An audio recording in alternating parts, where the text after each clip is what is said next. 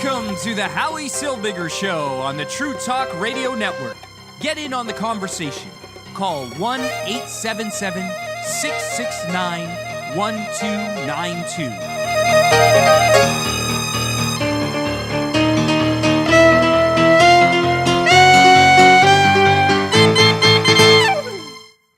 And I'm Howie Silbiger. Welcome to the program. My name is Howie Silbiger. I just said that, didn't I?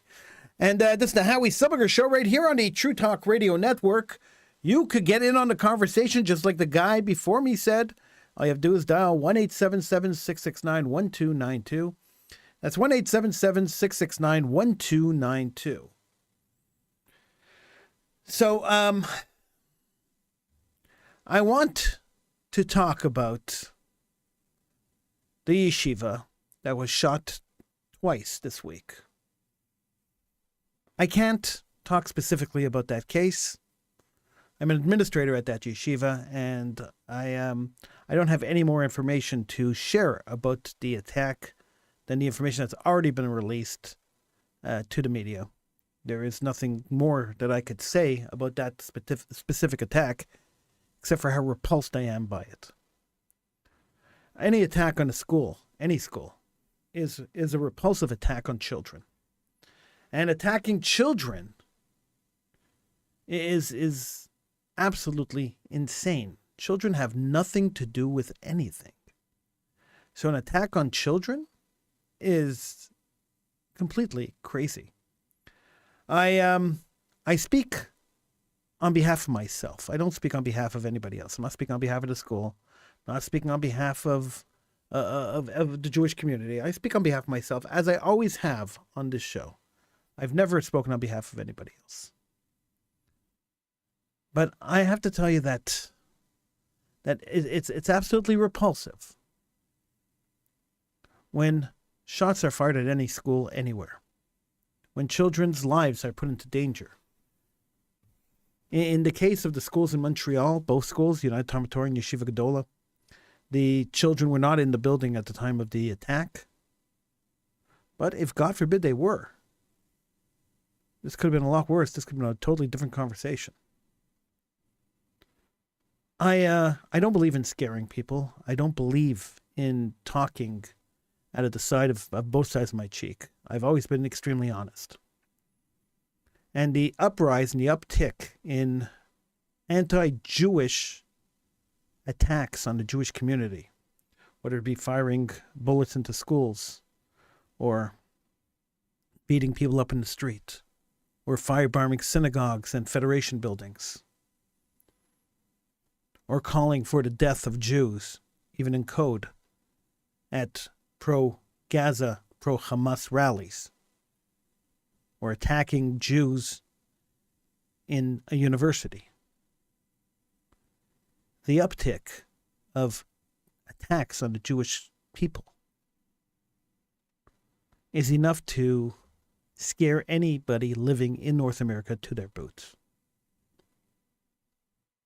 It is an insane amount of attacks on the Jews.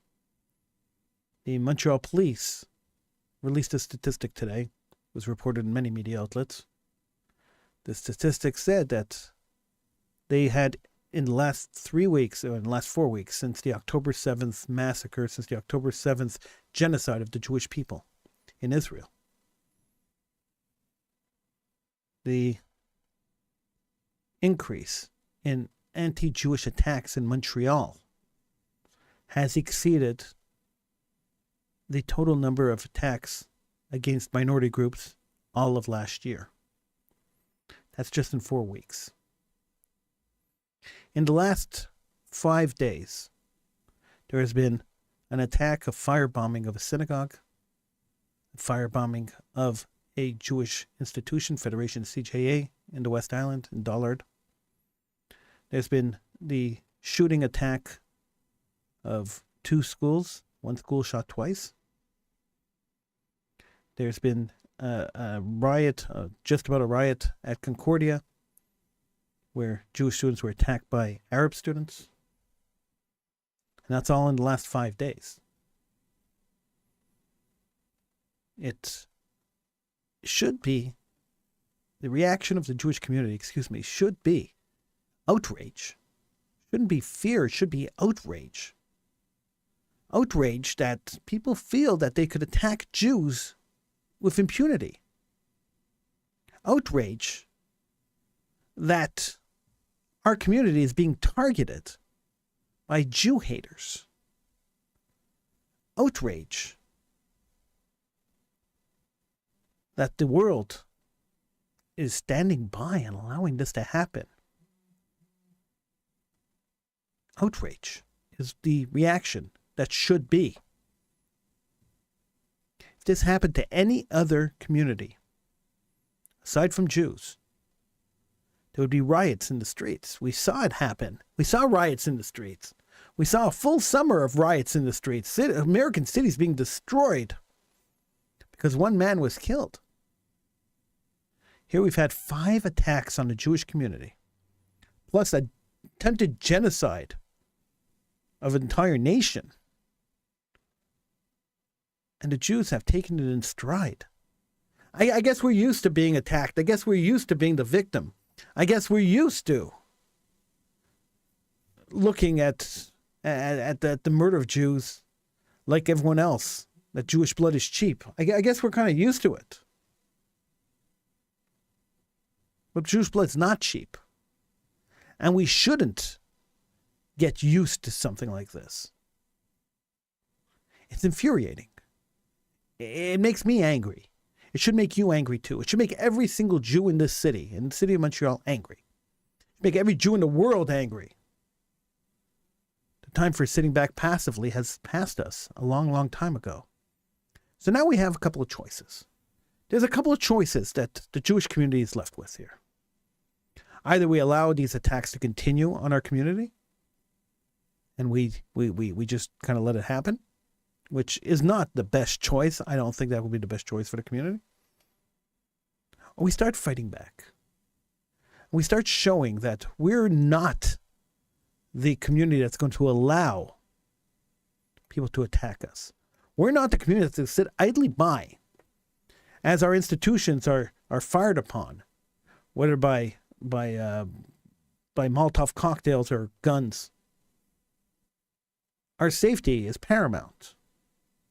Our security is paramount. And if we choose to stay in North America, and Jews in North America are choosing to stay in North America.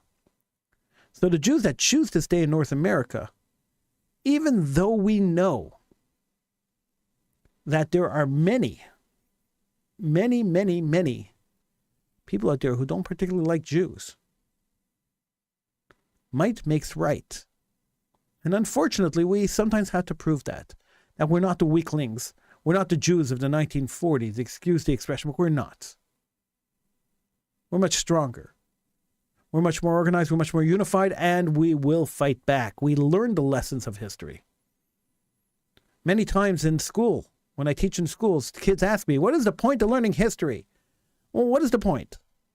And my answer to them is always, if we don't understand history, if we don't learn history, then we don't see the signs when things start repeating itself. History works in a cycle. And when things start repeating and the situation starts ramping up, if we don't understand the past, we could never understand the present, and we definitely will never understand the future. This is what I answer kids whenever they ask me, why do we learn history? They never understand what I'm saying. But any adult living through what we're living through around the world, any adult understands that very clearly today.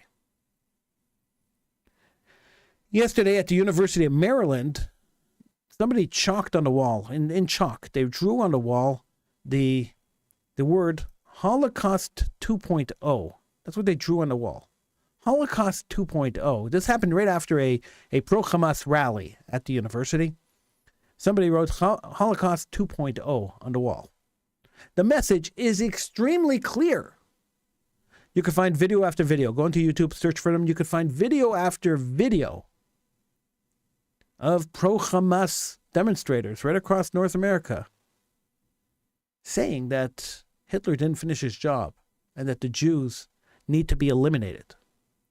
Now, notice I didn't say I didn't say the Zionists. Notice I didn't say Israel. I didn't say the occupiers or the colonialists or whatever other code word they want to use for killing Jews. They're not even using the code words anymore. That's how blatant it is. They're not even using the code words anymore. They're saying the Jews must be killed. It's time to murder the Jews. It's time to destroy the Jews. It's time to get rid of the Jews.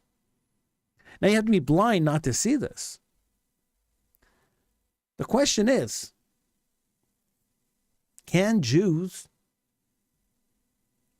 count on foreign governments, on our host countries, because this isn't our land, we don't belong here? Could Jews trust host companies to protect them? Sure, they pay the lip service, but usually the lip service has a little caveat to it.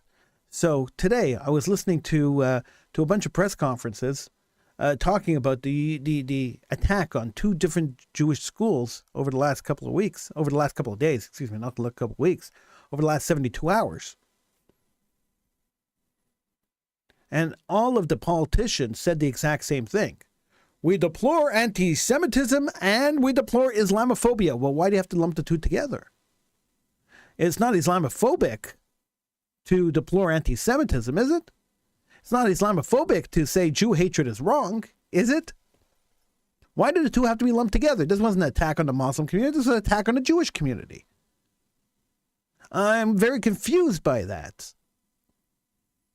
Why it always has to be lumped together. Why you can't say, I condemn this attack on the Jewish community and just leave it at that. Why you always have to lump the Muslims in there with them too? What are you afraid of? Why would you do that? Now, if you have an idea on this, you can give me a call, 1-877-669-1292.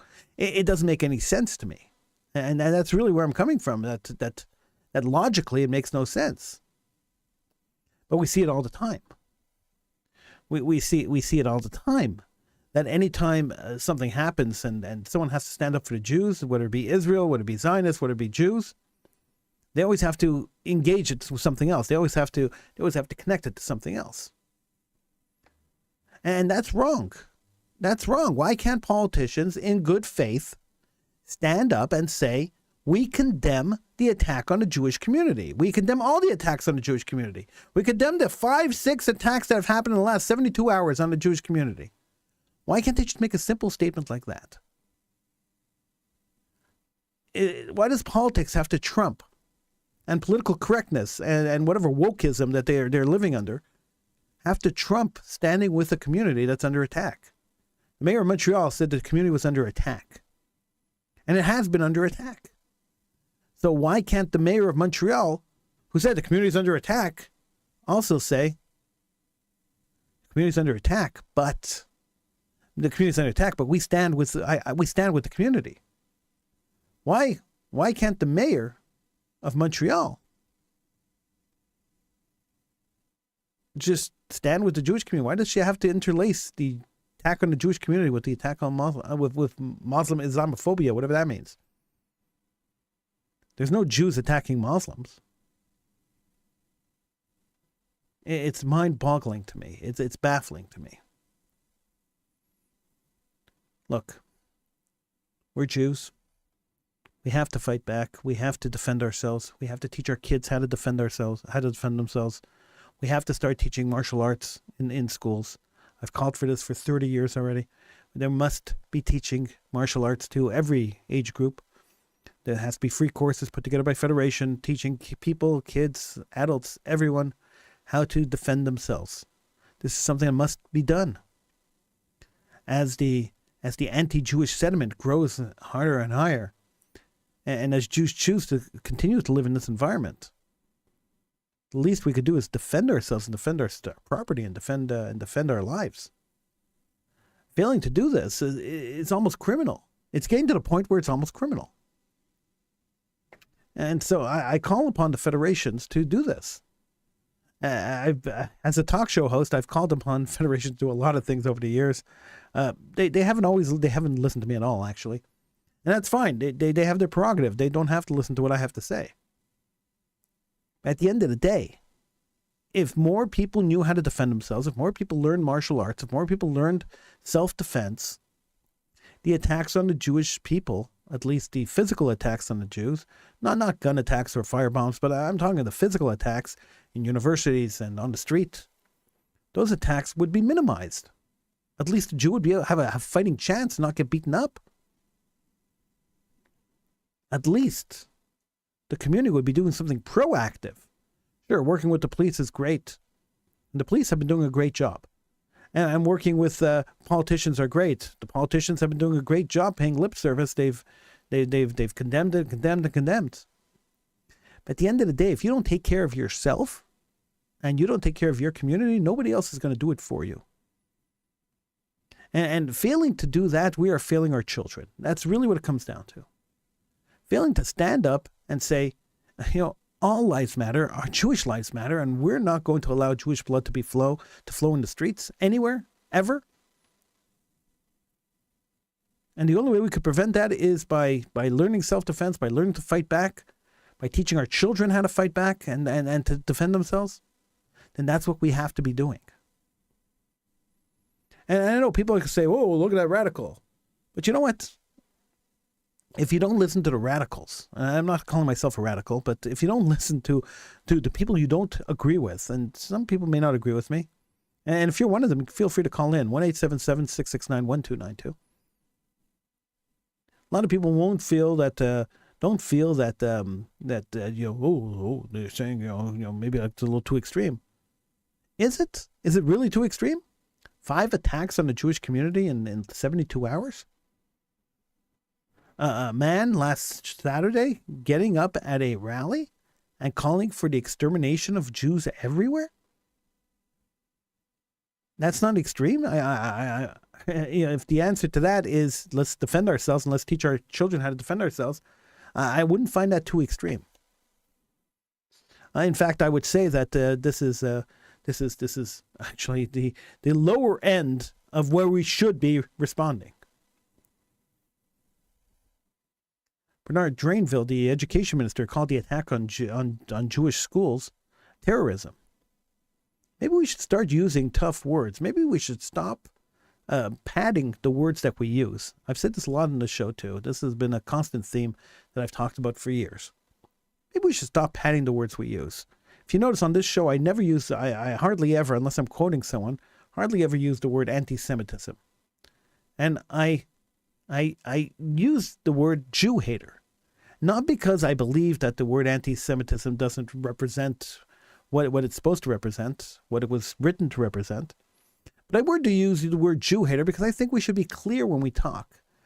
Because some people might misconstrue the word anti-Semitism as meaning, you're anti-Semite, which Semites are also Arabs. This is what they tell me sometimes. So if I say you're a Jew hater, that's pretty much clearer. That's a lot clearer than the term anti-Semite. So I think we should use terms that are very clear. I think we should speak with clarity. You got to remember that a long time ago, a while ago, and those of you who have listened to the show for a long time know that I don't use the word pedophile either. I use child molester. And the reason is quite simple. If we cushion what it is in fancy words, it loses its impact. We have to speak clearly, we have to speak strongly, and we have to speak decisively, and we have to speak loudly. We cannot be silent anymore. Sitting back and saying this will blow over, it's not going to blow over. It's going to get worse and worse unless we step up to the plate and start hitting back. And anyone who wants to call me a radical for saying something like this, feel free. But that's what it is. We have to step up. We have to step to the bat. We have to hit the home run. If we don't, I don't know why I'm using baseball analogies, but I like baseball analogies because they kind of work in different situations. But if we don't step up to the bat and we don't hit hard, as hard as we can, we'll be construed as weak and an easy target. Let's not be easy targets. I call upon Federation, once again, I'm going to repeat it again. Call upon Federation, the Jewish Federation of Montreal, and right across North America, actually, all the federations across North America, to start organizing self-defense courses for the Jewish community. Offer them for free. You raise millions and millions and millions of dollars. Find a few $1,000s, organize self-defense courses for the Jewish community. Start teaching people how to defend themselves. Start teaching people how to physically defend themselves. It's the only way to survive today. The other option, of course, is to make Aliyah, to move to Israel. Now, that's the other option, and then you have the entire IDF defending you.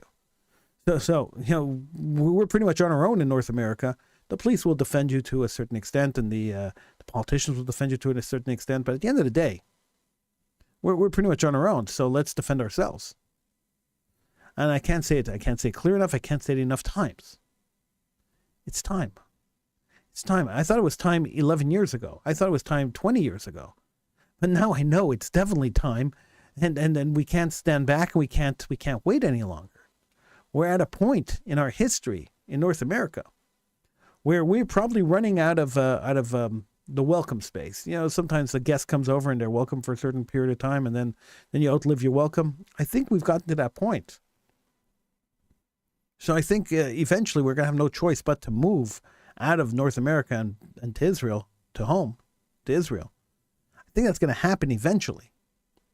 But right now, if we choose to stay here, if we choose to live in this land, we have to understand that for many, we're not welcome. For many, not welcome means violence.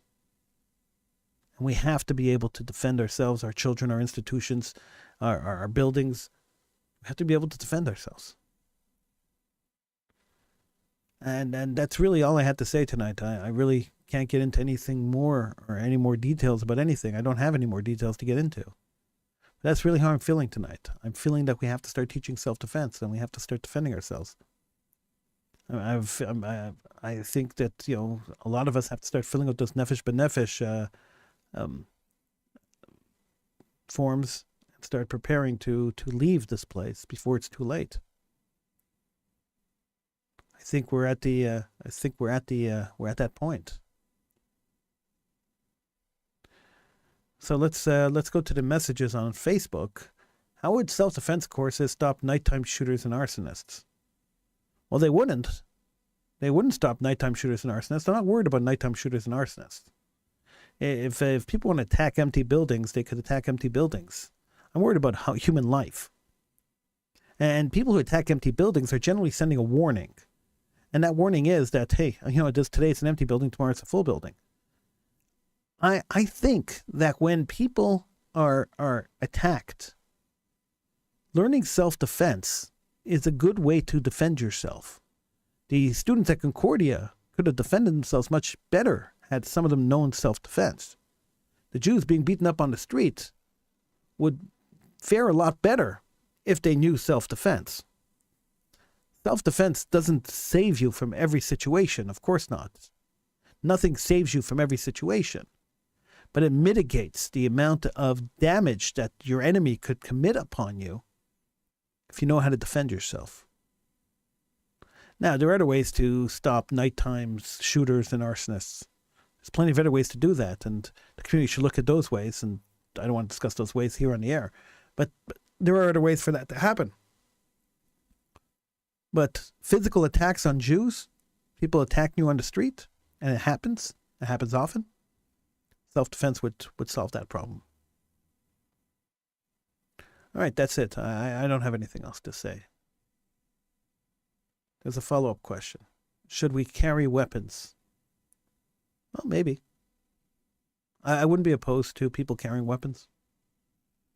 A good guy with a gun stops a bad guy with a gun. I have no issue with that at all. I know, we're supposed to be Canadians. We're supposed to be peace-loving, kumbaya people, but that's not the way it's working now for the Jewish community. If not everybody's carrying a weapon, at least the guards who are guarding our buildings should be able to carry weapons. That's my humble opinion.